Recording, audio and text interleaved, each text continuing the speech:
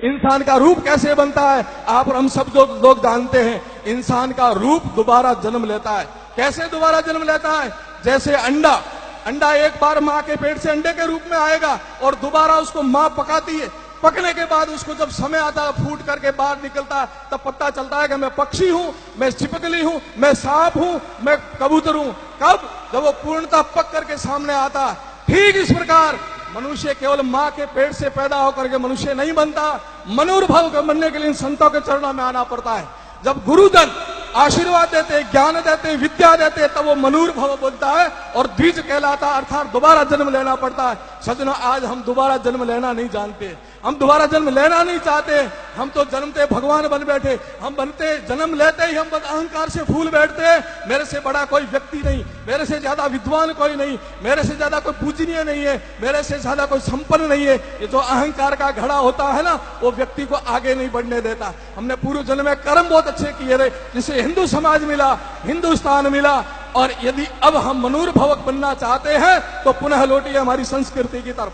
आइए ऋषियों के चरणों में, आइए शास्त्रों के पास में, और आपको मनुष्य बना करके आपके जीवन की यात्रा को आगे शुरू करेंगे। बस आज जो झगड़ा है मनुष्य का, वो केवल मात्र इस बात है कि हम मनुष्य बनना नहीं चाहते। हम लखपति बनना चाहते हैं, करोड़पति बनना चाहते हैं, हम नेता बनना चाहते हैं, हम अभिनेता बनना चाहते हैं, परंतु हम मनुष्य बनना नहीं चाहते। मनुष्य वो बनता है जिसके जीवन में त्याग हो। मनुष्य वो बनता है जो सेवा करके सर्वोपरि अपने को मानता है। मैं 4 कोटेशन आपको कहना चाहता हूं।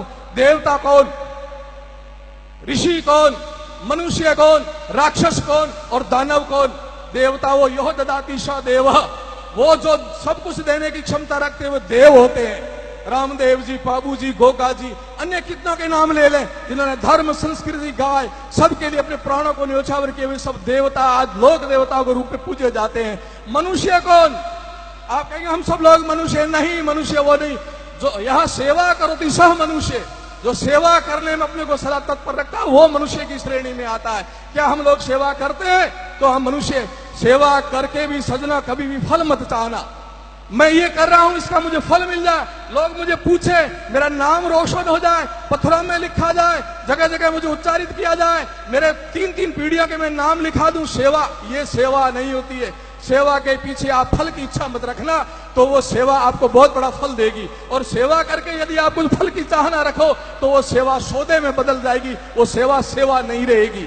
तो मनुष्य बनना है तो सेवा करो। अब 2 श्रेणियां हमारी रही है, वो एक दानव और राक्षस। वो आज विश्व में सबसे ज्यादा है। कौन सी? दानव, यानी शोषण करने की जो प्रेरणा। भाई का भी खा जाऊं, पड़ोसी का खा जाऊं, दूसरे की दुकान अच्छी चल रही उसकी कैसे मैं डाउन कराऊं, ये जो वृत्तियां हैं ये सारी की साथ दानव वृत्तियां होती है। ये मनुष्य की वृत्तियां नहीं है। शोषण करना, यह शोषण करोति सा दानव।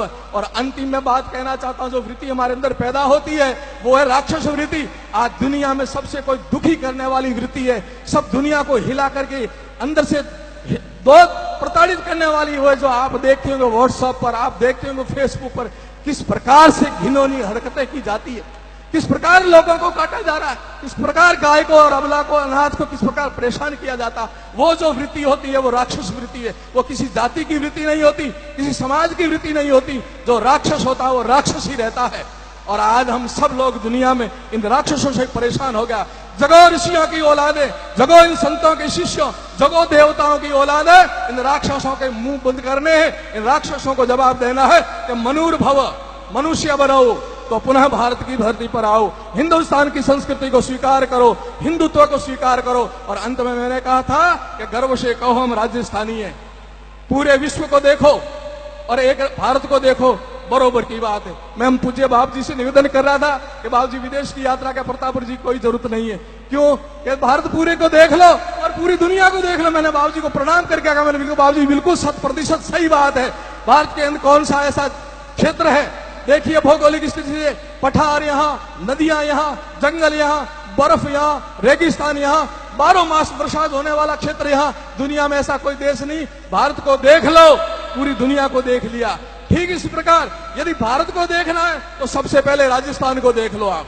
राजस्थान का ऐसा कौन सा क्षेत्र है जिसको देखने से आपका भारत का स्वरूप नहीं दिखता है? राजस्थान में भी यही स्थितियां, कहीं पठार है, कहीं नदियां हैं, कहीं जंगल है, कहीं झरने हैं, कहीं रेगिस्तान है, कहीं कुछ है। तो ये सारा का सारा स्वरूप पूरा का पूरा मेरे राजस्थान के अंदर समर्पित होता है। और राजस्थानियों को देख लो, पूरे हिंदुस्तानियों को देख लो आप, जिसके सर पर पगड़ी हो, मूसा पर तान हो और गर्व से कह के मैं राजस्थानी हो, तो वो संस्कृति में धरा से जुड़ी हुई आवाज निकलती है। हिंदुस्तानी की पहचान ये होती है, जिसके सर पर चोटी हो, मुझे तुलसाराम जी बाप जी विराजे, जनेऊ जिसके गले में हो, चोटी जिसके सिर पर हो, वही हमारा प्रतीक है कि हिंदुस्तानी की पहचान क्या है। अरे मित्रा, मुझे थोड़ा शर्मिंदा मत करो आप, चोटी रखने से शर्म मत करो आप। चोटी आपके पुरखों ने बड़ी मेहनत से पाई थी।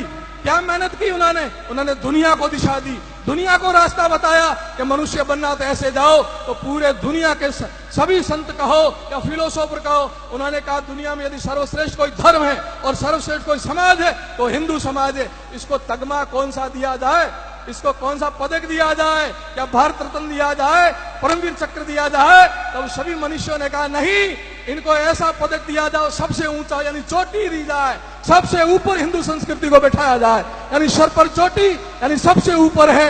इतनी परिश्रम करके ली हुई है चोटी, इतना बड़ा तगमा लिया हुआ, और हम यूं ही कटाते जा रहे, फैशनेबल बने जा रहे। नहीं, फैशन तो चोटी रखने में अपना, वो पूर्वजों की दी हुई चीज है। चोटी गर्व से रखो, जनेऊ गर्व से धारण करो, तिलक गर्व से लगाओ, घर में पवित्रता बनाए रखो। और अंततः मैं कहना चाहता हूं कि यदि मनुष्य बने रहना है और केवल मात्र अपने को बचना है तो एकमात्र बात है, खुद पर गर्व करो, अपनी संस्कृति पर गर्व करो और अपने बच्चों को उस रास्ते पर चलाओ।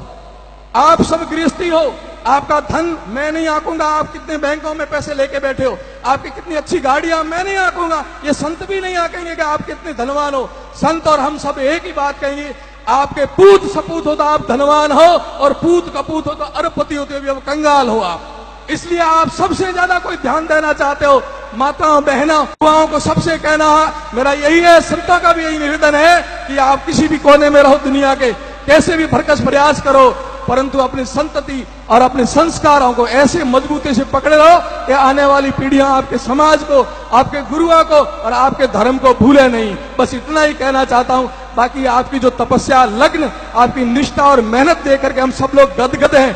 कहाँ राजस्थानी भाषा, कहाँ या मलयालम भाषा, कितनी उठपटी ज्यादा, आप इतने फर्राटेवन बोल रहे हो, ये गजब कर दिया आपने। कहां से कहां आकर के कितनी मेहनत की। पुनः आपको बहुत बहुत बधाई देता हूं, मातृशक्ति को प्रणाम, संतों के चरणों में वंदन करते हुए मैं बहुत बहुत आशीर्वाद लेना चाहता हूं कि हमारा समाज, हिंदू समाज, हिंदुस्तान और ये राजस्थान ऐसे ही उन्नति करता रहे। बोलिए भारत माता की, सनातन धर्म की, गौ माता की, अनंत कोटि संत महात्माओं की बहुत बहुत शुभकामना, बहुत बहुत धन्यवाद।